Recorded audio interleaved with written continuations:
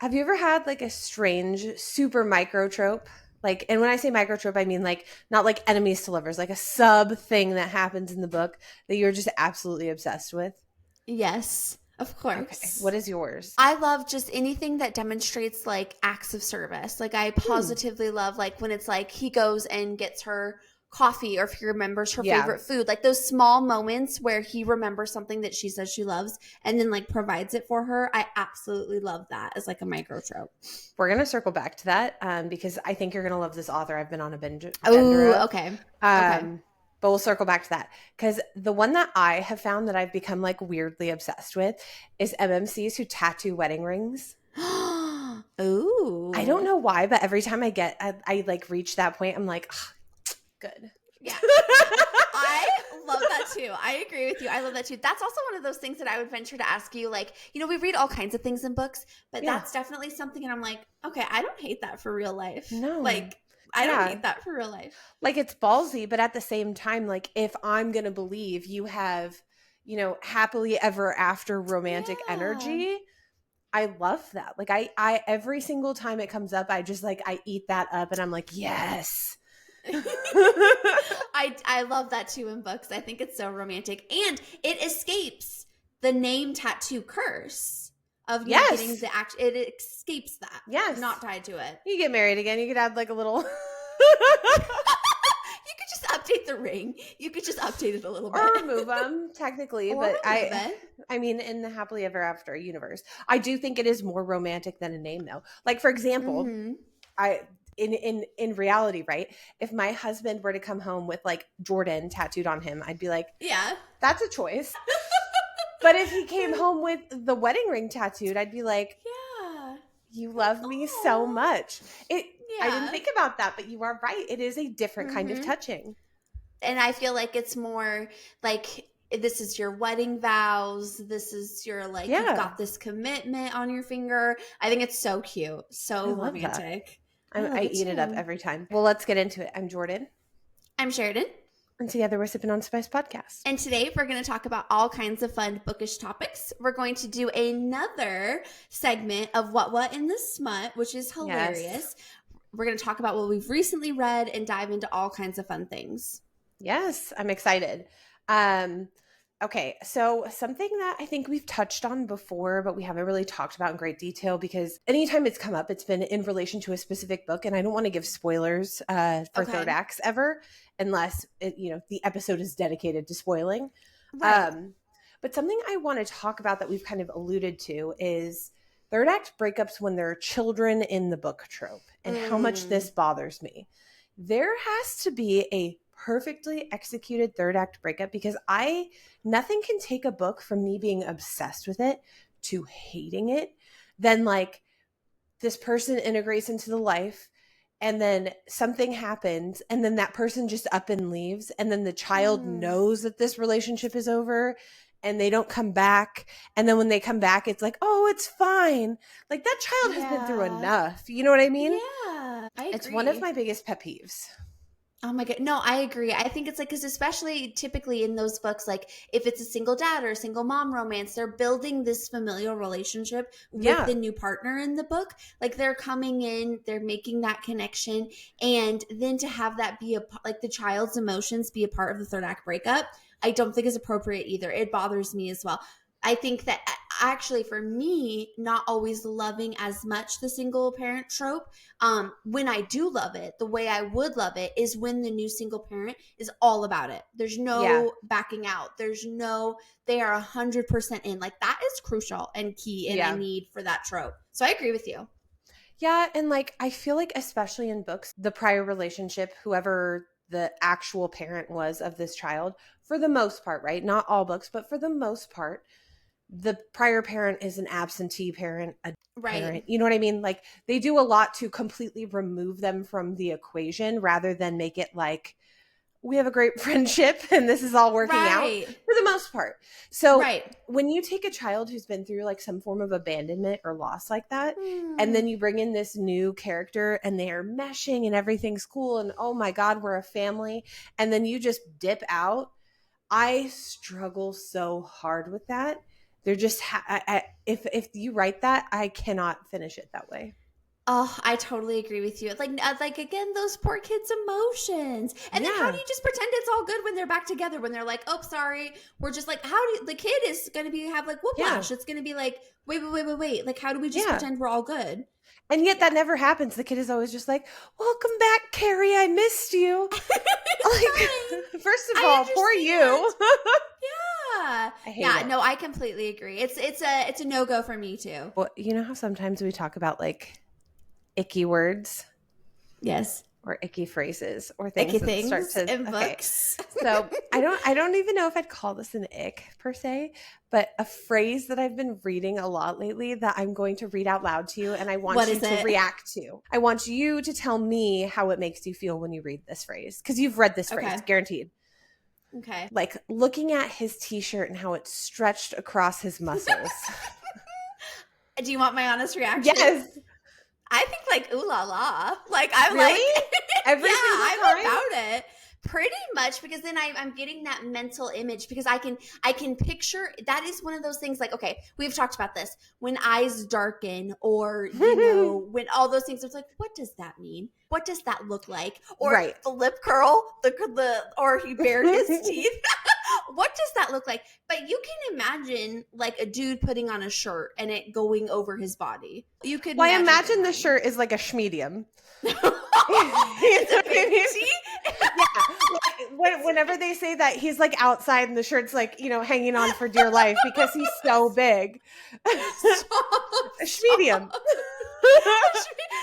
Oh my God, that is not what I think of at all. I think it stretches, but it fits. It fits everything. I think they're trying to say like that shirt is clinging for it's holding on for dear life because he is so like chestular.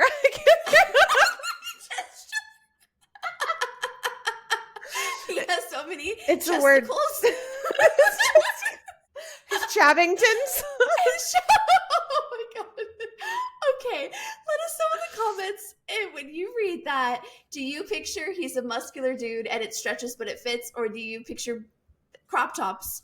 Well, not a crop top. I want to be clear, not a crop top. Just like the shirt is his skin. You know what I mean? Like it's just medium. It's as fitted as one could get. Like a pregnancy shirt. You know what I mean? There's no secrets in a pregnancy shirt. You see the baby. I need to know, because I do not picture that. I just picture of like, and I always picture it, even if they're saying they're looking at someone and they're facing them, I always picture that they're turned around, and it's one of those like, in movies where they have their arms up over their chesticles, as we talk, their chesticulars, and they're like putting this shirt on, and it's always this like, they turn around and they're like, oh, hey. Like, oh, you caught me dressing? Exactly. That's what I picture in the book. That's what. Well, I mean, they talk about it like the guy's like standing there with his arm crossed and his shirt stretched over his muscles. So that's why like it always hits to me as like a this shirt. Okay, he's just buff. You know what this makes me think of? Like Zoolander. It makes me think of like Zoolander. They're gonna get orange mocha frappuccinos. That's what it makes me think of. So like if most books use it, right? And I hadn't really thought about it until lately, like because I've just been I feel like a lot of the initial descriptors use that phrase somewhere. But I was reading a book and one of the men say it about another man, and it is not like an MM romance. And I was like, okay, I need more details. All right. Yeah. It was like he saw like, I'm trying to remember. It was like he saw like the ex-boyfriend, or how like sometimes when they're not trying to make them like a bad person or whatever, they still set them up as handsome. Yeah. Just not as handsome as his like 6'8" giant dick energy. With his shirt with his medium. No, this guy saw the other guy and was like, his shirt stretched across his muscles, and I was like, okay. All right. So right? But it's not like, it wasn't like a moment. And I thought, no man would ever think that. Wow, I'm shook it. And that's when I wrote it down. Because I was like, wait, everybody thinks like this? You're like, With that being said, should we dive into some recent reads? Yeah. So right now, first, I think the first thing that I went down the rabbit hole of was Lyla Sage. She writes the Rebel Blue Ranch series. Yes. I, being myself, read it I read book 3, 4, 2, then 1. Oh my God, I read this so fast. I ate it right up. I love the way she writes an MMC. I'm a huge fan of this series. I just read them all so quick. I cannot recommend them enough. But I think I would rate them backwards in order. Again, all great reads, but at book 4, book 3, book 2, book 1 in that order.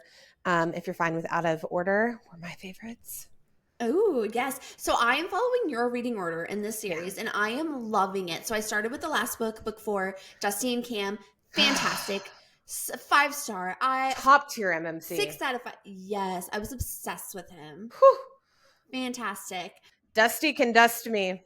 I want that on a t-shirt. The way he pines for her and how long he's been pining for her. Top tier pining, second chance romance. Just beautiful. Yes. And I actually so loved Teddy in Gus's book, which is book 3, which as far as tropes, no spoilers, is single parent romance, kind of. Yeah. Kind of. I would say it gave strong, if you liked Heartless by Elsie Silver, it gave a very similar, not the same, I don't want to say that, but I want to say if you liked the aesthetic and vibe of Heartless, of Kate and Willa's book from Elsie Silver, I would say it aligns pretty similar from a trope and vibe feeling. I would agree. So now I just started Wes's book. I did a few other reads, which we could talk about, but now I'm starting Wes's book, and I am loving it so far. Yes, she just writes really good MMCs where I don't feel they all feel different, which I think is super important, especially if they're all kind of that simp male lead, for lack of a better word. But she writes the men be loving. Yes, they're amazing. The best caretaking of the female main character. Yes. Those actions and such. What about you? I'm ready to speak to you about this. Okay. Speak to me. Okay. I have been reading delightful, I cannot speak highly enough, fantastical alien cowboy romances. I've actually been meaning to ask you what makes them alien cowboys. Okay, so I don't want to spoil anything, but the planet that they're on is the Wild West. It is they're ranchers. It's terrain of what you think of. They've got alien horses, basically alien cattle. And their jobs, are basically to be ranchers. So that's on another planet, but they're aliens. So they're human women. It's part of a bride program. This is not a spoiler because it's in the synopsis. They are convicts from another planet. They are sent to this penal colony to be penal ranchers. Yeah, penal, the penal system, the prison system. Penis. That's penile. Are you sure? Penal colony. That is You ever been a part of a penal system? That's how I got my daughter.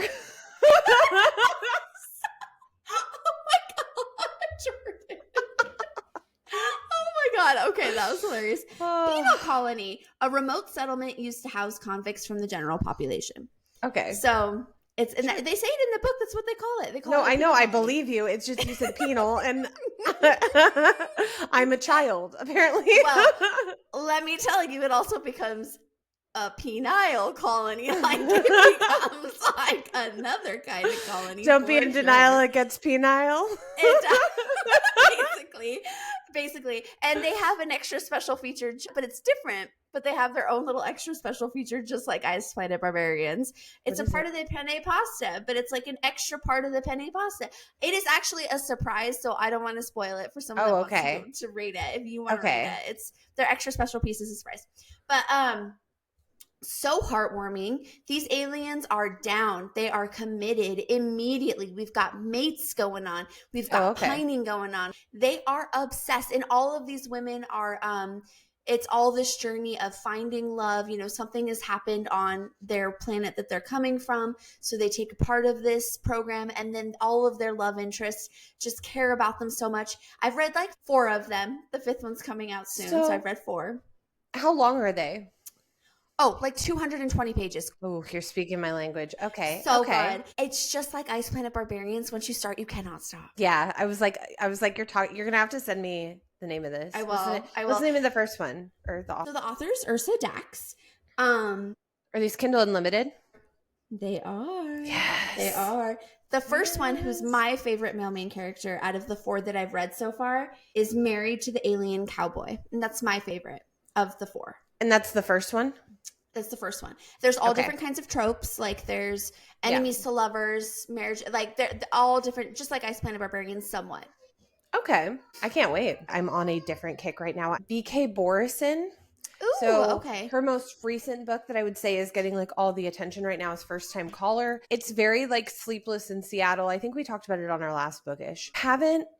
I hadn't gotten to dig into her anymore, but I got into a really bad slump after Lyla Sage because so good. Like I said, I ate it up. So I decided to go back to her and try out. It's called like a Lovelight Farms series. So it's like I've heard of that. Yeah. I've heard of it. Interconnected standalone. It's small town romance, but not like they have a farm, but it's not like a rancher farm. It's more like a but like one of the girls has like a bakery on the grounds and stuff. Cute. I think it's a tree farm actually. Let me rephrase that. It's a tree farm. I think it's kind of holiday. Lovelight Farms is kind of Christmassy. I think so. There's 4. Again, I read this out of order. I started at book 3. I'm on book 4 now, which is the most recent release. I do want to go back to some of the others.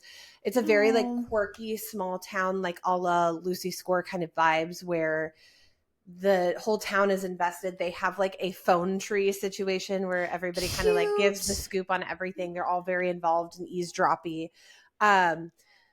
I just really like the way that she writes light and fluffy and the way that she wraps up romances. I will say book 3 was mixed signals. I really like the characters. I will say like there was a little bit of a lull in it where I was like, okay, we need a little bit more plot to beef her up. But I loved the ending so much. I'm on book 4 now, which is business casual. There is a lot more plot to it, kind of like First Time Caller had. Where I feel like I haven't felt like that lull at all. And I just really like the way she writes characters. I really care about this town. Like it just feels light and fluffy.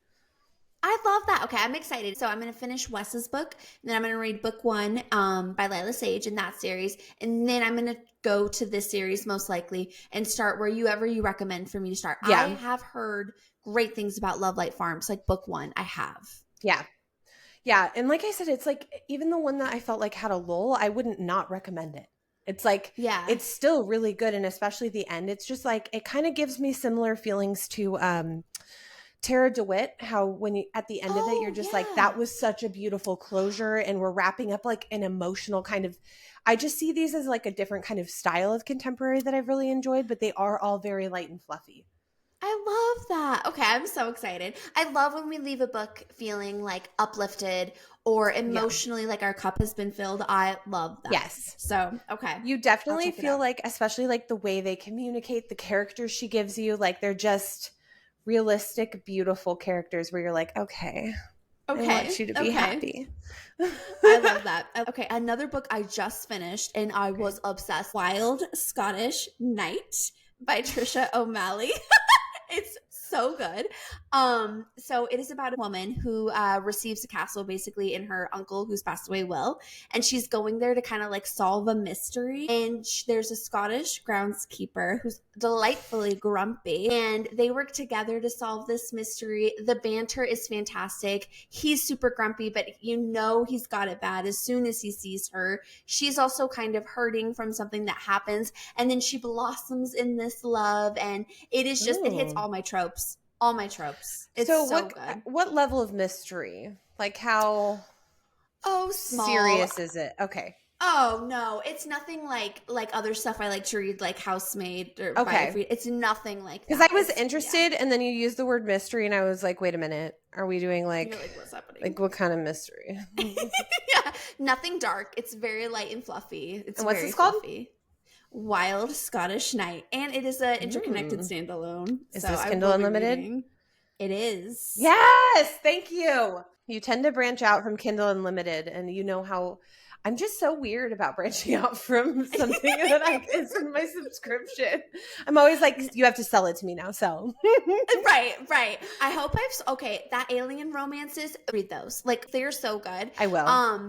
I have a secret to share with you. For a long time, my Kindle that you gifted me didn't work. So then I really struggled to find things on Kindle Unlimited because I'd have to, you know what I mean? So I would take your recommendations and such, and then I'd use Kindle Unlimited if they were on there. But now I have a Kindle, and it has that magical feature of like, we think you'll like this on Kindle Unlimited. And then I'm like, oh, I do like it. My bugaboo with Kindle Unlimited is like that recommendation. It's either fantastic, where I'm just like 5-star, 5-star, 5-star. You know me, Kindle. Yeah. Or they give me that's 4.6 stars, and I don't know who be out here rating it, but we are not the same. Tastes all different. It's happened to me so much recently that like that's why I've been like, because like these BK books are not Kindle Unlimited. Lyla Sage was not Kindle Unlimited. So I've like actually gone on like a ebook purchase. Interesting. We've swapped. Yeah, just because like I was not getting what I needed. I totally was not getting what I needed. I totally I picked up one. Oh my God. 4.6 stars. Okay.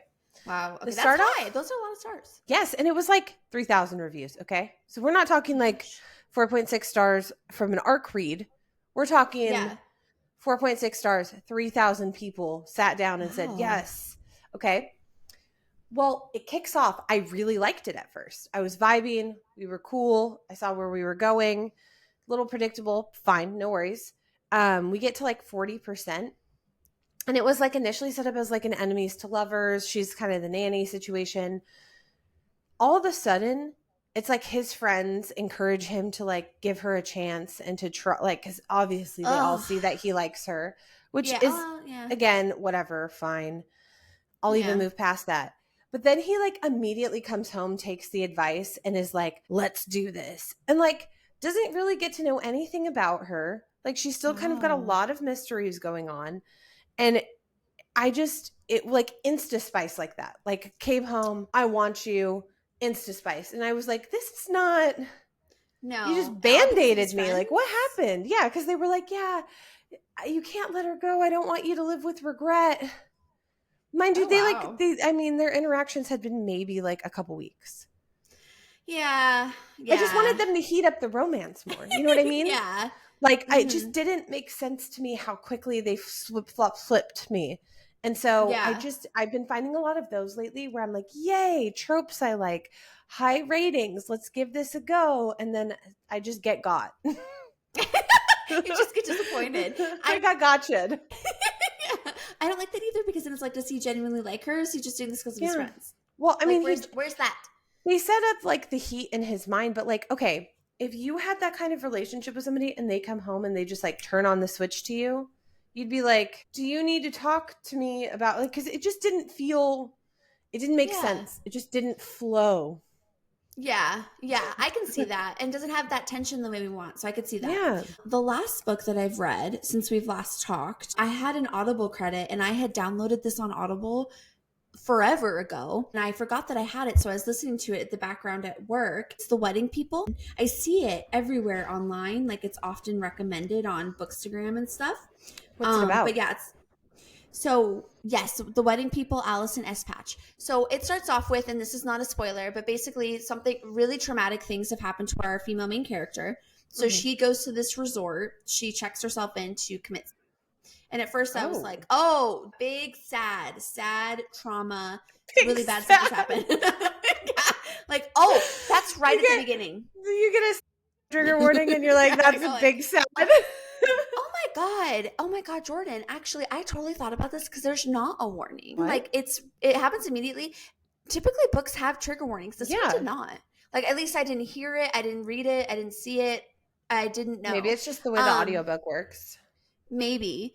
So, but then of course, the story is all about her finding these new people, these connections. Basically, there's a wedding going on at this hotel. She meets all these different people in the wedding party. She forms these relationships and connections. It's really less romance, and it's more like there's a romantic element. It's more of her journey. I could not put it down because I was like, well, I need to see this out because all this totally traumatic stuff happens up front, and then I'm mad for her. I'm like, you know what, you go out there, you get your revenge. That's so hard when you're like, when they like tee you up for anger and you're like, listen, I'm gonna some people up for you, I'm gonna enter this book. exactly. So what I recommend, I think if you're in a place where you want to like see the journey of self-discovery and like all these different relationships, very little romance technically speaking. But that makes sense. Yeah. That's a heavy trigger warning. It's a heavy one. There's not a lot of trigger warnings that are too much for me, but that's probably up there. And the things that she goes through, the trauma, it is those are their own trigger warnings too. Oh. So yeah. Okay. Yeah. All right. Yeah. So big sad. Yeah, big sad. Read those alien books. Yeah. Oh my God, dude. I'm totally going to. Once I'm done with this, it's like now I'm invested in this whole farm. Yeah, so I get it. Well, okay, so there's one couple that I'm less interested in, and I don't know why, because I like them as side characters, but I don't know that I want to read their story. But there's one set of side characters that I've been hesitant to read that I'm really excited to read. Okay. Okay. So I'll keep you posted. Okay, so I am going to present a trope to you. I want you to tell me if you're okay with it or not. Ooh, okay. I'm curious. I ended up liking this book, okay, but I'm going to present this to you. So we've talked about how like dating your sibling's ex is not okay. Yes. What if I would agree. It was your sibling's one-time hookup that resulted in them having a baby and your sister dies? And like then the baby's mom dies? The baby mom dies. And the sister had never met the baby daddy. The baby daddy had no idea this baby existed. Like they've been living completely different lives because he had no idea. And then the sister dies. He shows up because he finds out this is his kid. And she essentially like starts co-parenting with him because the nephew's only ever known her. Oh my God. Okay. I have mixed feelings on this. I want to hear your opinion. My first thing comes to mind is what we talk about with the whole, like, if he can say that's not what your sister did. It was a one-time hookup. He still had intercourse. He still had intercourse. He would have had intercourse with two of them now, two sisters. And I think that gives me the ick. That gives me a little bit even of if she's ick. He still had with both sisters. Yeah, but think he like still could say I agree, but I also think like because it was like and he was like a professional sports player, so it was kind of, it wasn't like a one night stand like, oh, Trina down at the grocery store. It was like passing through cities. Things got a little spicy. He had no idea that there was a baby. Never saw this chick again. Never thought of her again. Finds out when she dies. He still saw her naked. Saw her naked. True. He still could compare body parts with the two sisters. He could. Now, what gives me mixed feelings, and I want to hear your feelings on this, is because he didn't have a relationship with her. It was just like, you know, and then how does he find out he has a child then? So this is all at the beginning, so no spoilers. Okay. He gets a call that's like, we have your child in the hospital. And he's like, oh, that's hilarious. I have no child. Like, like who? And he's famous. So he thinks like, nice try, guy. And they're like, no, you're on the birth certificate. Oh, wow. So he comes in, he meets the baby for the first time, finds out the mom cannot remember for the life of him who this chick is. Meets the sister who thinks that he knew about this kid and has been neglecting them this whole time. Oh my goodness. And come to find out, like, had no idea, and she has to like remind him who this chick is. Oh my God. Okay. And she never told him. Okay, that is hard because it's like they didn't have any relationship, and then he does have the opportunity to fall in love with the sister, and it's not like the sister is there. That sounds so crass to say, but it's not like the sister's there to be like, hey, remember me? We banged. But it's still, it is the Elaine Farrah Tamlin argument of I know what your sister did. No, I know what your sister's like. Yes. You cannot compare an Elaine Tamlin Farrah potential argument to somebody who was like a one-night stand, a brush off, no relationship. Like Farrah and Tamlin were in love. True, but the body whatever parts. You want to call it. Yeah, I mean, I agree, but I agree that this makes it weird. Yeah, but yeah, it was a great book. Yeah. But you loved it, so you were okay with that trope. You were okay with that trope. At first, I was like, "What are we doing here, guys?" And then after a while, I was like, "You know what? That's okay." Because what if he compared the? What if he was like?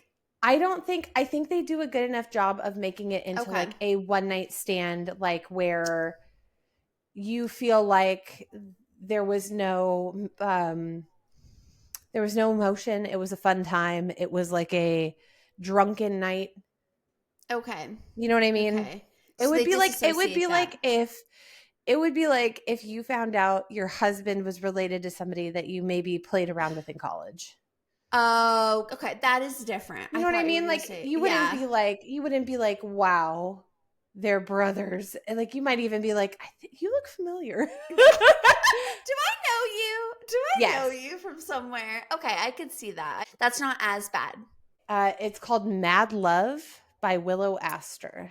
Okay. I'm going to be honest with you. I went into it thinking there's no way. Like that whole trope caught me off guard because I didn't know. I just knew it was like a small town, professional sports, single dad. Tropes. You know what I mean? Yes. And so I didn't even know that he didn't know about the baby yet. So like when I'm talking, you just get Maori'd right off the beginning, and then you're like. I'm glad that you loved it. I think you would forgive it. I think you would read it and forgive it because he's like never loved anyone. Okay.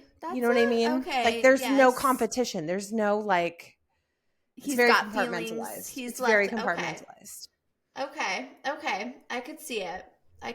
Okay. Maybe one day. Maybe. Okay. Jordan, are you ready? Yeah. So I would like to do another what in the smut segment. So we posted on our social media like Instagram, TikTok, asking our followers to tell us the most unhinged out there smut scenes that they've read in a book, and then we were going to discuss them. We were going to talk about them. So we've already done one in a previous episode where things get spicy with the wine bottle. And I was very drawn to one of our TikTok followers commented for us to read Does It Hurt? And Enemies to Lovers Romance. Let me grab the author for you. But literally the name of the book is Does It Hurt? So, that gives us I've heard a lot about this book too. Like people talk about this scene a lot. So I'm intrigued. Color me interested. Okay, I've seen a lot about this too. This is insanely wild. It's by H.D. Carlton. I just want to know, H.D., how did you get this idea? How did it come to you? Was it watching the Discovery Channel? But because basically, really crazy Shark Week at her house. Exactly. Because basically, they get freaky in the water, somewhat nearby, kind of in the water. But there's great white sharks swimming in the water, and we're not worried about. Well, she's a little worried about death, but he likes it. There's sharks nearby. Let's just say that they know the sharks are there, and it's a part of the spicy element. Not the sharks themselves, but the fear of the sharks are part of it. I just think it's important to call out that I am such a baby that like if there were bees nearby, I'm out. Well, okay, quick side note for this. Jordan has never been stung by a bee, so she doesn't know if she's allergic or not. So it's a valid concern. I'm convinced I am. I'm convinced I'm going to get stung and die. Don't say that. Take that back. Don't say that. Well, you're have not an EpiPen ready. You'll be fine. Okay. I will. Unlike me, who gets stung by a bee seemingly every time I walk outside of my house. Like I literally last year got stung by like 3 bees. Really? Yeah. What are you doing? I water my plants and I got stung by one. I was walking one time and I stepped on one. I remember that. There's been multitude of bee stings. It's been quite a problem. The thing about bees that stresses me out the most is that they're airborne. You know what I mean? Yeah. Like I'm scared of scorpions, but I could outrun a scorpion ideally, or at least get to higher ground. I could create, we could be in the same vicinity and I could create levels to separate us. You could, and you could see it coming. Mm-hmm. A bee can kind of get you no matter what. Like unless you make it into an enclosed area or like underwater, that bee can come for you. Yeah, it could. Which again, we don't want to feed into any bee fears here, but yes. And you know what? I used to believe the saying of they don't want to sting you because they do die after they sting you. Like they don't want to sting you. I don't know that I believe that now because because literally just watering plants landed on my finger and stung me. Like, I'm just watering my plants. Was it in the plant where it thought you were attacking it with the water? Maybe the bee was in the plant. I didn't see it until it was too late. Like, that doesn't hurt. I mean, it hurts, but it's not like, it hurts, but it's not like there are more painful things. Like you burned yourself, but then it hurts longer than a burn. But it's like a very localized, sharp sting, but it's not. You're not incapacitated, in my opinion. You're not like, it's not like I didn't cry. It doesn't bring tears to the eyes. Doesn't make you nauseous or anything for me. Like, it's just an isolated burning stinging. It makes me think of Bridgerton. The dad dies from the bee sting. Also the audacity to have a bee flying around the title of Bridgerton. Like, if you go watch Bridgerton and it has the title credits, there's a little bee flying around. The audacity. So let's talk about something way more scary. Great white sharks. Let's get to the sharks. Let's get into this. Okay, so I just want to start it there, getting a little, I'm going to read off some of this to you. There's quite a bit, so I'm going to summarize, but are you ready? Yeah, I'm as ready as I can be for shark sex.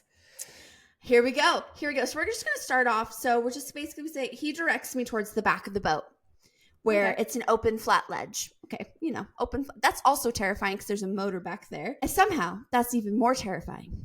Kneel, he whispers, his voice dipping low and reaching into the pit of my stomach where arousal is blooming already. I'm ready to question him, but then he starts to lower as well, so my body follows along without further question. Put your hand in the water, he says. No. She then responds. Sheridan says, fuck no. And the character. Okay. I thought that was your commentary. That would be my real life answer. Yeah. Too. Well, at least she's being honest. Exactly. Then he has the audacity to say, because I guess he's, great white shark whisperer, but then he has the audacity to say, nothing is going to come up and bite you. Just feel it. He doesn't know. He's probably out there chumming the water. And then she says, exhaling a shuddering breath, I lean forward and brush my fingertips to the cold water. He says, you're touching an entire universe right now, a microscopic portion of a universe. It's an ecosystem full of millions of species. Some of them you can't even imagine. Okay, so then... Very philosophical. He's a Shark Week fan. Then we start to get a little spicier. His hands drift to my hips, cupping them in his large palms and squeezing, sending delicious tremors down my spine. What you're touching right now is sacred. It's to be respected. Hot breath fans across the shell of my ear, followed by his wicked voice. It's to be feared. Yeah, she swallows. She's scared. And then we get to it. When, oh my God, she breathes when a great white shark breaks the surface, only mere feet away, swallowing a large chunk of chum in the water. I'm psychic. They did chum the water. There's another ice squeal, noticing another great white shark in there. I don't know. I was like, they seem kind of, they're trying to attract the sharks, so they have to chum the water. So I was right. Is her hand still in there? The hand's still in the water. Okay, and he's gripping her. They're about to get spicy. There's another ice squeal announcing another great white 10 feet away. So 2 sharks. Mm-hmm. He hums deeply. His hands watering down to the button of my shorts. I can't decide which to focus on. That I'm getting stressed right now. The terrifying beasts that are several feet away, or what Enzo is doing several feet away in chummed water. This is He could go to jail. Like, this is like, this is bad. Definitely. This is a crime, mister. This is a crime. This is a different kind of book. Definitely his fingers slip past my unbuttoned jeans and slide along the waistband of my bottoms, snagging my attention completely. The sharks. I'm more concerned about the one behind me.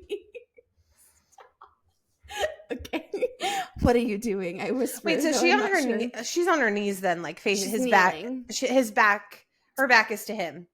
Yeah. Okay. And she's kneeling, hand in the water. I pictured it the other way. Like where she was facing him. So I was like, this is some Twister. Hand on red. Yeah, talking about that, yeah. In lieu of a response, his thumbs hook into the waistband of my shorts and my bathing suit bottoms, and he pulls them down as far as they'll go. Take them off, he orders, sending another shiver down my spine. I thought this wasn't, she says. Do you want me to stop? God, no, she says. Good girl, he purrs, sliding down his own shorts. I feel his length brush across my backside, and my body immediately tightens with visceral need. Why can't he be like other men? She muses. Mediocre at best, if I'm lucky. They were so much easier to let go of, to forget about, until someone called me by their name. That's confusing. One more time, reread that. Mediocre at best, if I'm lucky. They were so much easier to let go of, to forget about, until someone called me by their name. Maybe she isn't. I don't know. Anyway, okay. Question mark. Again, another question mark. Can you take me? They also, spoiler alert, wouldn't put you in shark infested water. No, they probably wouldn't. Was this a good choice?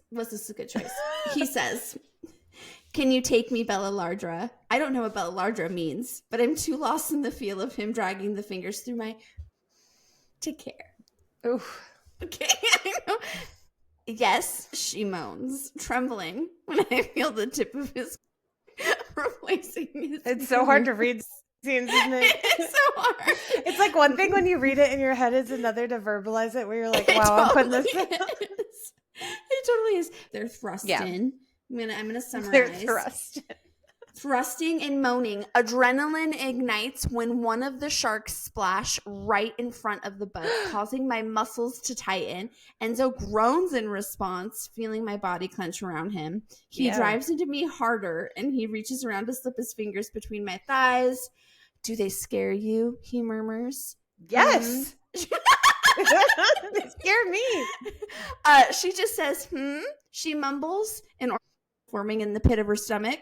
More is happening, basically thrusting, they're doing it off the side of the boat. Basically, they kiss and they bite each other, and there's bleeding. And there's a lot happening here. Okay, and then now here we go. Before his words can be processed, he's forcing my head down into the water. So we've bitten the lip, we're bleeding, He says, such a pretty sight to see you bleed for me. This is getting dark, actually. I don't think I'm the only thing that will love it, though. Jordan, because he says, such a pretty sight to see you bleed for me. I don't think I'm the only thing that'll love it, though. Like the sharks. So then before his words can be processed, he's forcing my head down into the water. Immediately, his attentions become clear. My eyes widen in horror, unlike anything I've ever felt. Grabs a hold of me, of my heart, my lungs, and my entire being. No, she screams. You wanted to be a shark expert, baby girl? You wanted to take that from me? Then you got to learn how to swim with them. This is crazy. This is crazy. The water where two massive great white sharks are lurching. He pulls her back up. We'll just end it there and we'll process. But basically, times continues. Yeah, and the shark comes up again. I'm reading now. I'm invested. Because it says, seconds later, the shark bursts through the surface right where my head had been. Because remember, he pulled her back up, bashing into the boat, its mouth open and searching for prey. Yeah. So, yeah. That is okay. I do want to pause and say that H.D. Carlton is a dark romance author. Okay. So I'm pretty sure she's the one who wrote Haunting Adelaide, right? I don't actually know the answer to that, but I can Google it. Let me check. I'm pretty sure. So I do want to give it that preface of this isn't a contemporary romance. No. No, it's not. It's not. And also, yeah, she did. Okay. So I think it's important to call that out, that this is a dark romance, in case the scene didn't call it out for you. Yes. Wow. Yes. Wow. What a comment, what a recommendation. Where I would say our last Unhinged, what in the smut, was fun. You know, it was, if we're getting with the wine bottle, you know, funky. That is, he might have been in the mafia. It might be a mafia romance, because I feel like Sleeping with the Fishes. You know, it might be like, it might have been. I want to know. It's interesting that we don't know the context of the shark interest. We don't. She did allegedly want to be a shark expert per your reading. She did. He could have thought she was interested. You know what I mean? This could be a topic of study. It could have, and there could have been a reason behind this, and it kind of sounds like there was, and it was a heightened state of arousal for the both of them. Mm-hmm. So she obviously likes to live dangerously in this scenario. I too like to live dangerously. So, what a recommendation! The face in the water, though. Yeah, I do feel like my life has been changed. Yeah, that I've read this. I honestly I have never been as mind blown as I have when you said he shoved her head in the water with a cut lip. Yeah, that was, and to say, look how pretty you bleed for me, I'm not the only thing that'll love it. That's bold. That's bold. That is bold. And in some instances, one could say premeditated.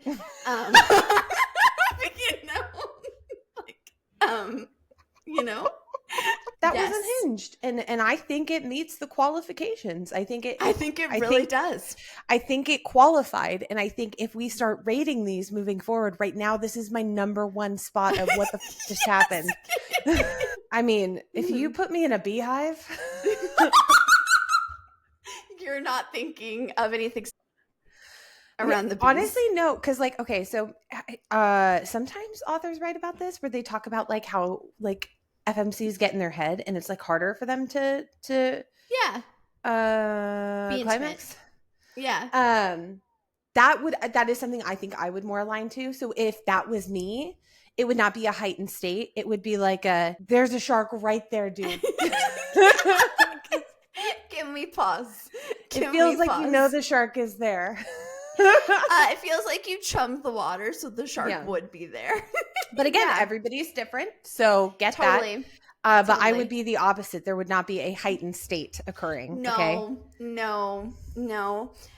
Yeah, I'm going to agree with you there. I would not be in a heightened state. I think I'd be in some other states. Yeah. But I don't think I'd be in a heightened state. Now, Panic. I do have a question. Panic, terror. I would shove them in the water, I think. Yeah, I was just thinking that, but then I was like, is that too, I mean, like, but like, no, I think if I... Like, I think out of, like, just reaction. Like, not like in the similar premeditated tone. Right. I think I think it would just be like, you just shoved my head into shark infested water, push. You know what I mean? Yeah. Yeah. Like defensive mechanism. Yeah. I agree. Like if somebody jumps out at you, right? You're not going to like, you're either going to go, or you're just going to like punch them.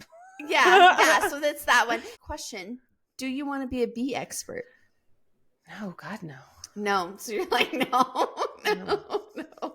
I'm just trying to say the difference of intimidation. Like the shark is undoubtedly more terrifying. I'm saying if you were to dial it back down to a bee, I still couldn't do it. Same. No, I need to feel that there are no creatures. Well, actually, I take that back because I do love a monster romance. So it's not. I thought you were gonna tell me some weird like me and my husband like beetles. Have you ever put beetles in your bed? No. I don't like. It's beetle night. It's beetle night. Tuesday's beetle night. No, I was gonna say I like a monster romance, but that was very Unhinged. That is probably that was a great recommendation. That takes the cake. That was funny. That was fun. Yeah. Well, this is going to be hard to transition out of. Okay, so something we kind of talked about earlier was like that I'm going down this Lyla Sage. Yes. Read all her books. You kind of started reading, and they are all that like cowboy romance. I started thinking about it though. It's one of those things that like the trope ate it up. But if it was in real life, I would hate it. Yeah. Yeah. Same. Same for sure. What is your trope that you absolutely eat up that if it was your life, you'd be like, absolutely not. This is not for real life Sheridan. Let me think about this. Oh my God. I'm going to shock you, but I kind of low-key feel like it is that super possessive male main character. Oh. Like I need that in a male main character. I agree with you on the cowboy romance as well. Yeah. Like that is another one. We have that in common. You will not find me on a ranch. No, thank you. I'm good. I'm good. IRL, I will not be on a ranch. Yeah. No, early, it's hard work. Dude, they wake up at like every single one of them. They're like, we wake up at 4:30. Too early. Absolutely not. Will you be catching me at 4:30 in the morning? Too early. I have massive respect for like ranchers and cowboys and things like that, but I know myself well enough that is not my life. I like the comforts. I like the comforts of things. So that is a no-go trope for me. Also, I do think it would be different to have a super obsessive male main character in real life. Yeah. Like, you know what I mean? Like I feel like if you had a super possessive like boyfriend husband and we were friends, I would be like, Sheridan, he's like a little, I think this might be a red flag. You know what I mean? Like you and I would be having like a chat where I'd be like, I'm a little worried about him. Right. Okay, full circle question. What if I told you, by the way, we got involved in some shark play? I was just going to say, he seems like, my joke I was going to make was, he seems like he might push your head in shark water. Exactly. Please, if I ever come to you and say that, please save me. Please rescue me. Because in real life, that could have gone very differently than the book. Can you imagine trying to tell that story to your friend? No, I cannot move past that chapter. Mentally, I can't move past it. I'm still so Mentally, shook. You're still in shark-infested water? I am. I can't. How do you open that up to your friend? Like, just, we're going to say real life. Yeah. How do you open that up to your friend? Like, so, yeah, I'm dating this new guy. I've always wanted to be a marine biologist or a shark expert. I really love Shark Week, and we have like marathons every year. Right. So I have something to tell you. So get this. He takes me out on the boat. We're having a romantic day, okay? And he shoves my head. And there's the shark. I see the shark all while we're having time. That's all the same time. Yeah, adventurous, thrill seeking. I can't move past that. I can't. So I will say what it would be hard in real life is going to be super possessive, and anyone who recommends time on a boat from this point forward. I also feel like time in the sand probably is overrated. Probably. Yeah, I don't like sitting in the sand. Are you Anakin Skywalker? I don't know. I gotta send you a video. It's this video of him saying he doesn't like sand. It's just like, when you sit in the sand, you're gonna just like leave with a ton of sand. So the whole time I'm in the sand, like my OCD is like, you're gonna have to clean this off. And like all I can think about is the task of cleaning it off. Like I cannot be present in the moment and know that time will present itself later, especially if you get wet and get sand. All I'm thinking about is I need to shower this off. I agree. Yeah, I agree. And so does Anakin Skywalker. So I will send you this video. But yeah, I would assume he's the one who becomes Darth Vader, right? Yeah. And he has it out for sand. So I'll send it to you. But I agree. Like time in the sand sounds like it'd be super uncomfy. Yeah. Like it could. I feel like you'd find sand forever. I feel like it's like glitter. You know what I mean? Yes. But I'd prefer glitter. But yes. Yeah. So I was in Barnes & Noble the other day. Yeah. And I have like these. Okay, this is so weird. I don't even know how to do this up. I was walking by these people and they were like looking at the books in the romance section, right? And they were like, have you found it yet? And they're like, no. And it's like my dream is for them to turn around and be like, do you know where? Have you heard of? And I could be like, yes, I have. I know where this is. I can help you today. I love that. That's in a way so wholesome. Like, you're like, I'm here to help you in the Barnes & Noble dream encounter. Like, I can help you. My dream is just to be like in the romance section and have somebody approach me with like a strange or like any form of like a romance book question. Like, oh, I read this. Like, have you read this? Like, yes, I have. And I can find it for you. Help you. Okay, next time we go to the bookstore, I'm going to help you live out this fantasy. No, this is my nightmare. I can't. It has to happen organically. Where I'm like, me? Okay. Me? Oh, me? Yes. I can help you. Because if it feels forced, you know what I mean? Like, because I thought about that. Like, I could easily be like, what are you looking for? Yeah. But that makes me want to die inside. Because I'm not a true extrovert. Yes. Okay. I'm not a true extrovert. So that encounter is my nightmare. But if they had turned around and said, you look like you belong here. You would take that compliment. Me? Like, I love this what I can do. I love this bookish encounter for you. I thought about it for like 10 minutes after. They could have just asked me. I might have been able to help. Instead, they're still looking. That's amazing. That's amazing. And if I didn't know you, I can't help myself. Like, the extroversion just comes out sometimes, as you know. So if I didn't know you, I would go up to you and I'd be like, hey, do you know where this is? Sometimes it just comes out. So I could, if I didn't know you, I could help you live this out.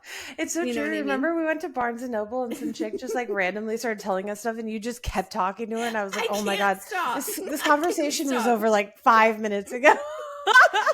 Stop having it. We saw her later and I had to follow up. I can't help myself. My whole body was like, get me out of this encounter.